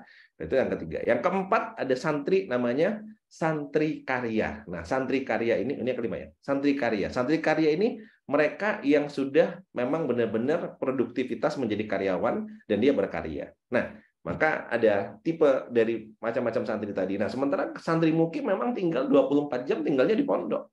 Ya mereka sholat memakmurkan masjid yang ada di perusahaan kita. Kira-kira begitu, Pak Haris. Ya. Jadi kenapa kita ada masjid? Karena memang betul-betul perusahaan itu udah pondok, udah jadi pondok. Dan seluruh karyawan kami sudah reakat menjadi santri semuanya. Jadi yang ngikutin aturan-aturannya, aturan santri di perusahaan. Nah, target saya adalah apa? Target saya adalah mentaatkan profesional, memprofesionalkan orang yang sudah taat. Jadi memang dua-dua itu harus dua sisi mata uang, dua sisi mata uang. Banyak orang yang profesional tapi nggak taat, dan juga banyak orang yang udah taat nggak profesional. Jadi tugas kita sama. Antum mau berjuang di mana? Berjuang di kalangan orang-orang yang sudah profesional ngelayanin konsumen dengan baik, dia bisa bekerja dengan profesional dengan baik, tapi nggak taat dengan Allah. Nah itu perjuangan kita. Antum bilang udah deh, saya ganti deh, saya nggak di sini nih, saya mau rekrut orang-orang yang sudah taat. PR antum bagaimana? Adalah memprofesionalkan orang yang sudah taat. Ya antum nggak bisa dong mau pilih jalan yang jihad yang enak. Kalau jihad kita terlalu mudah, jangan kita ini salah jalan. Tidak ada. Hadiahnya surga, Pak Haris. Jadi kalau yang ringan-ringan itu hadiahnya kipas angin. Nah, jadi pilihannya gitu. Seperti di SBC. Di SBC ini adalah kita mengajak hijrah, bagaimana mensolehkan orang-orang kaya dan bagaimana mengkayakan orang-orang soleh. Ya, gitu. Jadi di SBC ada yang masuk sebelumnya dia sudah kaya, tapi mungkin belum soleh, belum taat. Gitu. Kita ajak taat.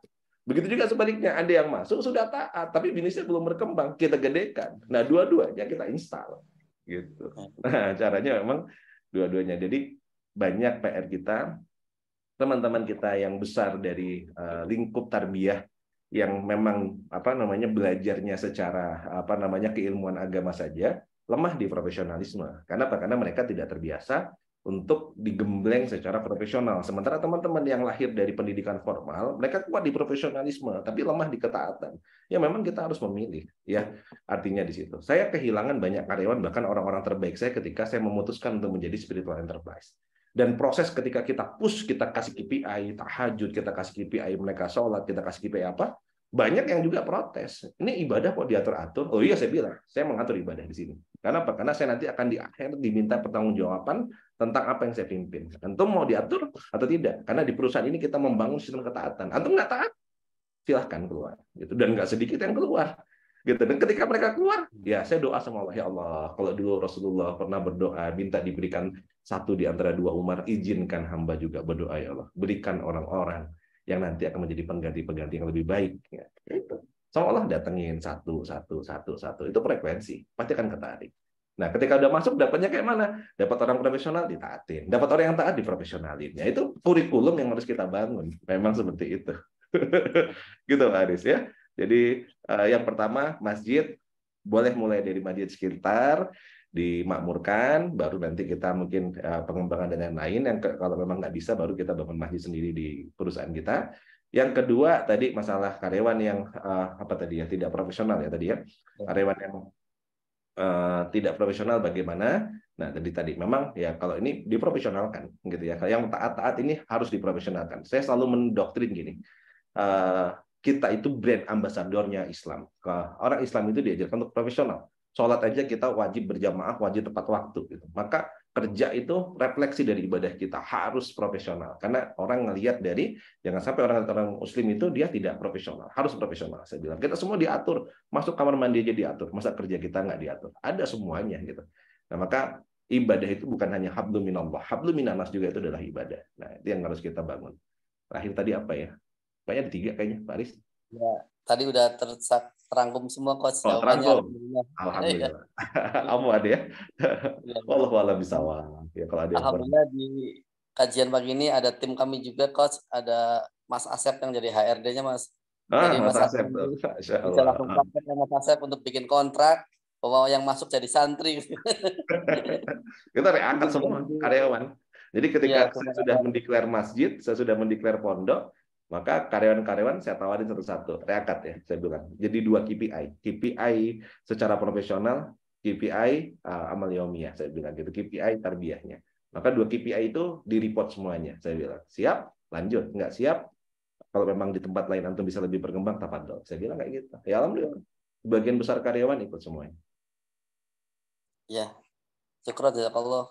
Coach, kayaknya yang saya simpulkan bahwa mungkin program kita memang masih kurang karena hanya baru sekedar tahsin sama kajian yang rutin cuman tiap pekan, cuman kita belum menyentuh sampai ke tadi kontrol dari mulai karyawan masuk itu kita jadikan santri, jadi mereka udah paham ketika baru masuk itu Coach ya, udah siap mau masuk ke perusahaan saya, mau belajar agama, mau belajar bisnis gitu semuanya.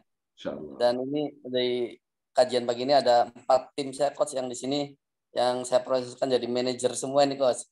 Mudah-mudahan mereka bisa sevisi semisi sama kami semua. Amin. Untuk amin ya rabbal alamin. Amin. Syukur jazakumullah khair Pak Ridwan dan Bang Jai. Saya kembalikan ke Bang Jai, silakan. Assalamualaikum warahmatullahi wabarakatuh. Waalaikumsalam warahmatullahi wabarakatuh. Dan sedikit tambahan Bang Jai ya. Teman-teman sekalian, sahabatku sekalian, proses menginstal itu tidak bisa langsung. Jadi menginstal itu harus bertahap. Nah ini yang Anda formulasikan dalam menginstal itu, rumusnya adalah 4x4. Nah ini karena bukan perkara yang ringan, mendaki lagi sukar, maka ketika menginstal masjid, pendidikan, jiswa, pengembangan usaha tadi, ada 4 tahapannya. Pertama, kita harus ajak dulu orang lain, tim kita, siapapun itu suka dan cinta dulu. Jadi nggak bisa langsung tahu-tahu dipaksa, gitu nggak bisa. Harus ajak dulu dengan hati, ajakin suka dan cinta. Kalau mereka sudah suka, mereka sudah cinta dengan masjid, mereka sudah suka dan cinta dengan pendidikan, dengan tarbiyah, mereka sudah suka dan cinta dengan Quran, mereka sudah suka dan cinta dengan berbagi, mereka sudah cinta dan suka untuk profesional. Nah, maka baru naik tahap berikutnya. Dorong mereka untuk mensupport, libatkan mereka dalam pemakmuran, bukan hanya menjadi sasaran, tapi mereka menjadi penggerak. Ajak mereka juga untuk mensupport kegiatan-kegiatan yang lainnya. Sudah mau mensupport, walaupun hanya dengan mensupport doa, mensupport tenaga atau apa, ajak terlibat langsung, menjadi project manager dalam satu kegiatan. Buat kajian, membuat apa. Pernikahan. Oke, mereka sudah mau terlibat langsung, baru yang terakhir namanya larut. Larut itu terinstal, sudah terbentuk matang gitu ya. Jadi mereka sudah terlibat penuh. Nah, ini memang tahapan-tahapan yang harus dilewati. Nggak bisa langsung antum berharap besok diinstal, besok jadi. Anda bertahun-tahun juga membangun. Itu pun belum selesai gitu. Jadi nggak bisa kita berpikir besok kita menginstal, besok kalau mau. Kira begitu. Betul. Masih ada waktu 10 menit sepertinya, Bang J. Baik, tadi masih ada satu pertanyaan ya. apakah masih berada di Zoom ya, atas nama Aliyah Jie gitu untuk akunnya. Kalau dari Ibu Sri Utami dan Pak Joko saya rasa sudah terjawab dari penjelasan dari Coach Ridwan Abadi. Silakan dari Aliyah Jie, silakan. Baik, ya masih on. Cuma ini lagi siap-siap mau ke sekolah ngajar. Jadi saya ingin off kamera. Saya tanyakan Coach, Insya Allah, terima kasih. Ini kan saya dulu memang dasarnya itu dari guru ngaji. Terus dulu banyak santri sih sebenarnya, santri TPA. Cuma karena saya waktu itu lanjut kuliah dari S1 sampai lanjut lagi karena kasihkan belajar sampai selesai S2, akhirnya santri saya itu pindah karena perlu diketahui saya berdomisili di daerah yang lumayan jauh dari kota Kos. Jadi untuk mencari SDM yang gimana ya itu agak sulit. Jadi yang menjadi permasalahan saya saat ini ya seperti itu. Sudah punya lahan untuk bangun TPA kembali, untuk membangun kembali TPA kami yang sudah menghilang karena santrinya pada pindah. Karena dulu kami masih numpang di masjid atau kadang di rumah juga, dan punya tempat sekarang. Insya Allah itu rencananya memang sejak kenal SBC ini memang sudah dicita-citakan untuk itu, karena sedikit kami sudah dapat dari mentor-mentor kami tentang ini tadi yang enterprise business. Jadi yang jadi pertanyaan saya itu bagaimana cara merekrut karyawan, karena selama ini itu keluar masuk Coach, mungkin kadang baru sebulan sudah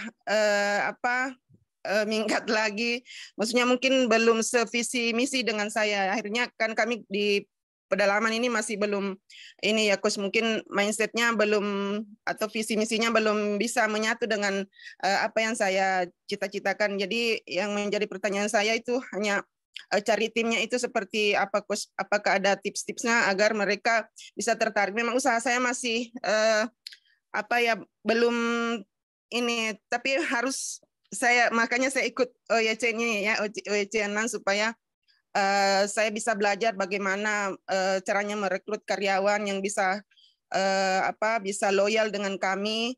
Dan mungkin itu Coach. Jadi cita-cita saya ke depan ini sudah punya tempat untuk bangun TPA, ya minimal TPA dulu lah, minimal rumah Quran dulu insya Allah. Tempatnya itu sudah ada, cuma memang untuk mendapatkan SDM-nya itu yang agak sulit bagi saya Coach.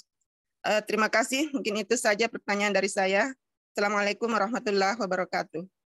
Waalaikumsalam warahmatullahi wabarakatuh. Silakan langsung Coach.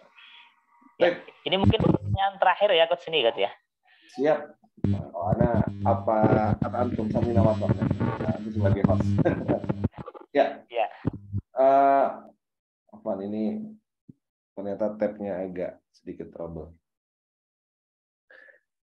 Bagaimana cara kita merekrut karyawan agar karyawan kita juga satu visi dan taat juga?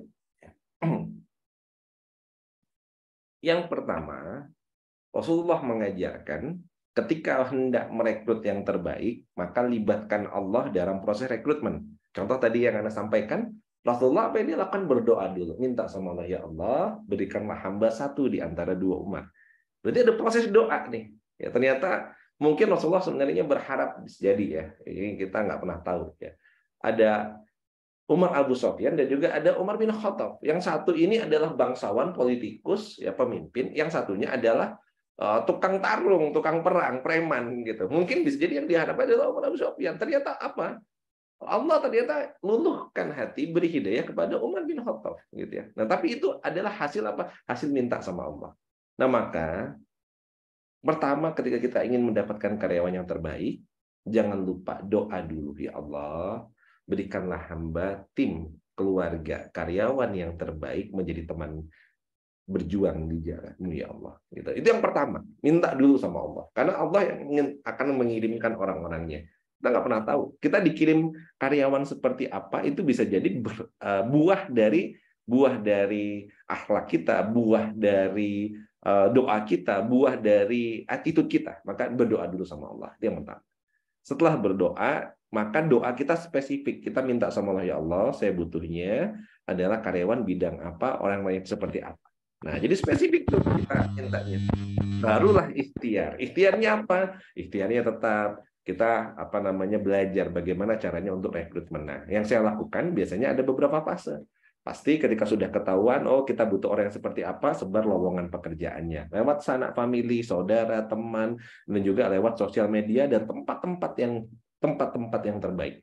Misalnya apa? Masukin ke kalau misalnya umum pakai Facebook itu kan banyak grup Facebook, ada grup Instagram, ada bisa iklan di Instagram gitu kan, ada misalnya loker mana. Nah, masukkan aja ke sana.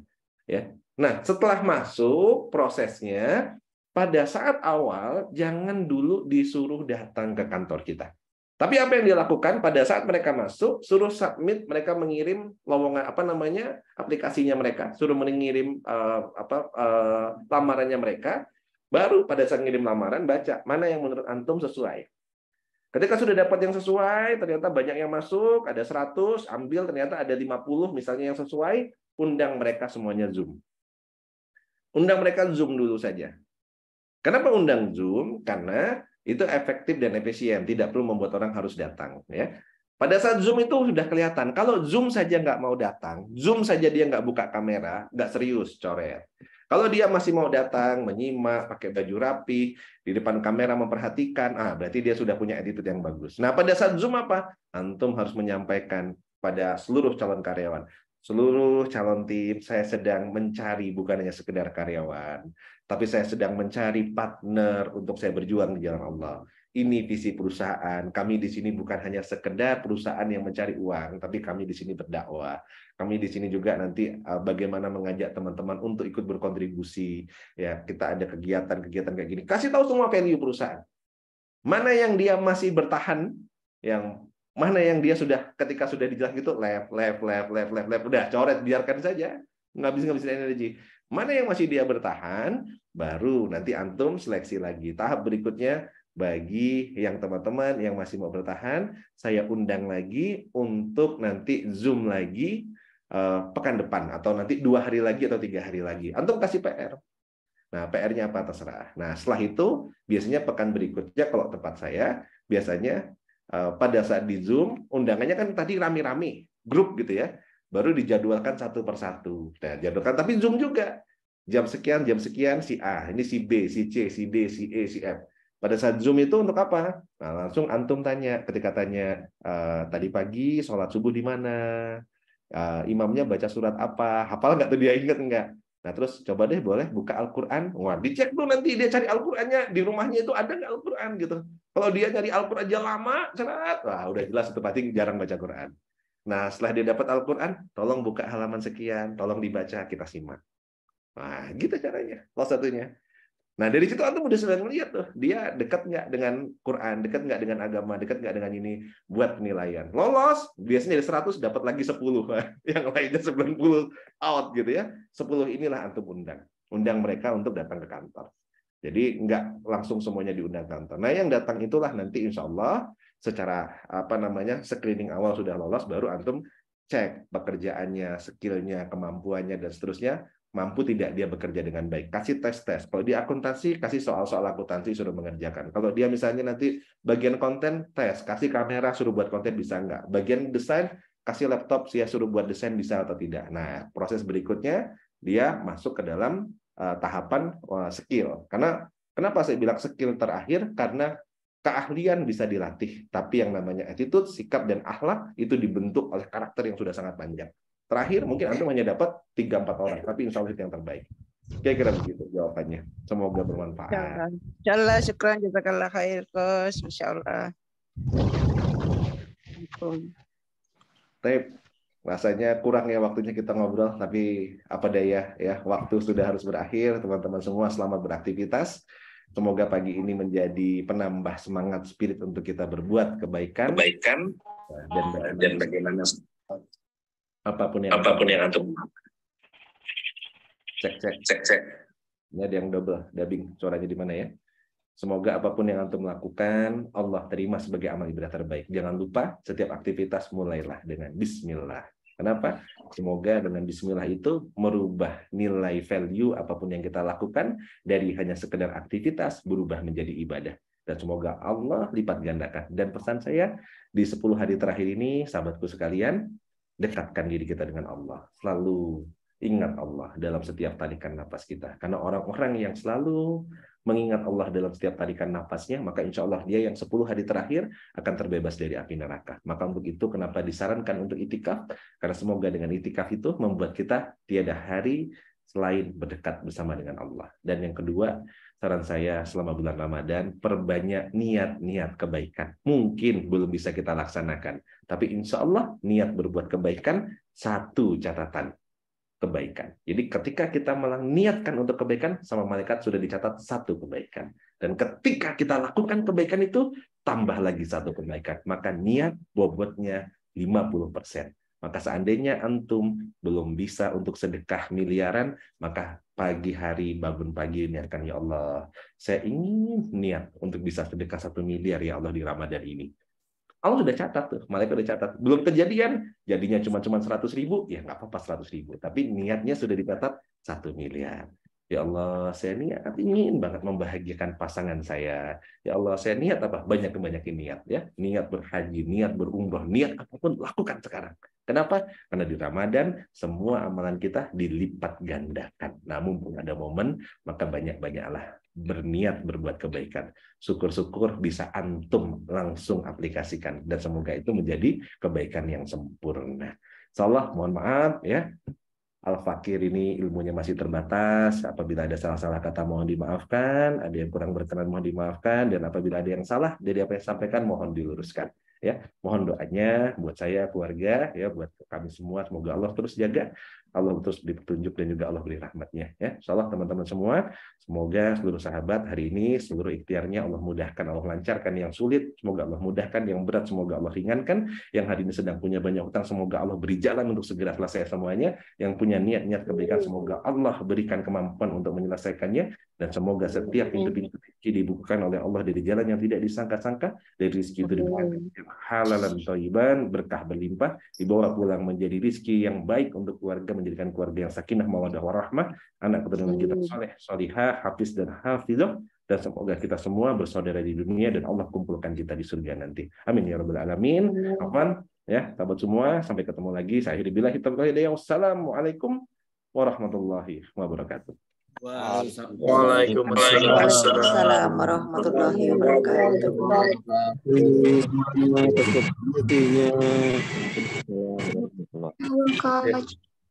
Jazakallah khair Ustaz Qatilan Abadi atas materi yang luar biasa. Dan untuk rekaman kajian masif ini sudah diupload di channel YouTube SBC ya, nanti bisa dicek dan dipelajari kembali yang mungkin tertinggal dengan materi yang sudah disampaikan oleh Qatilan Abadi. Mungkin dari divisi spiritual ada pengumuman mungkin? Silakan dari divisi spiritual, silakan. Bismillahirrahmanirrahim. Assalamualaikum warahmatullahi wabarakatuh. Teman-teman, kami dari divisi spiritual mengucapkan terima kasih yang tak terhingga kepada teman-teman, para pembicara dari Kang Aldi, Mas Joko, Bu Asih, Mas Ahid, Mas Rahut, dan terutama dengan guru kita CRA yang sudah berkenan menyisihkan waktu dan kesempatannya untuk berbagi ilmu dengan kita, dan juga teman-teman yang sudah melakukan waktu untuk menjadi petugas, yang sudah jadi MC, moderator, Qori, dan 3 sumbu. Semoga apa yang kita ikhtiarkan untuk persiapan kita di 10 hari terakhir ini, Allah berikan ijabah yang terbaik, diberikan keluasan yang terbaik, sehingga kita bisa melewati Ramadan ini keluar sebagai hamba yang terampuni, hamba yang terberkahi, dan hamba yang diangkat derajatnya. Dan semoga Allah memberkati usaha kita, dan usaha kita dijadikan Allah sebagai bahan bakar kita untuk mengamalkan spiritual enterprise yang sudah diajarkan guru muda kita. Dan apapun yang kita usahakan, insya Allah Allah akan membalasnya. Dan sampai jumpa lagi di event-event selanjutnya. Lalu bergabung di tim kita, sehingga perkumpulan kita menjadi perkumpulan yang penuh berkah untuk kita, untuk semua dan untuk Indonesia pada umumnya. Terima kasih Bang Jet mau menjadi MC moderator kita di acara Puncak. Semoga Allah memberkati antum dan Waterpedia. Kita segera bisa berkumpul kembali di Zoom atau di tempat manapun atau di atas lapangan. Terima kasih. Masya Allah, siap. Saya terima tantangan untuk main bolanya ya.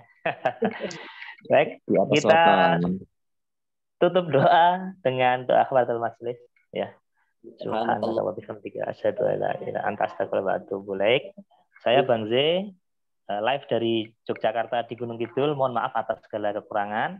Sampai berjumpa kembali di event selanjutnya. Terima kasih. Mohon maaf. Assalamualaikum warahmatullahi wabarakatuh. Waalaikumsalam warahmatullahi wabarakatuh.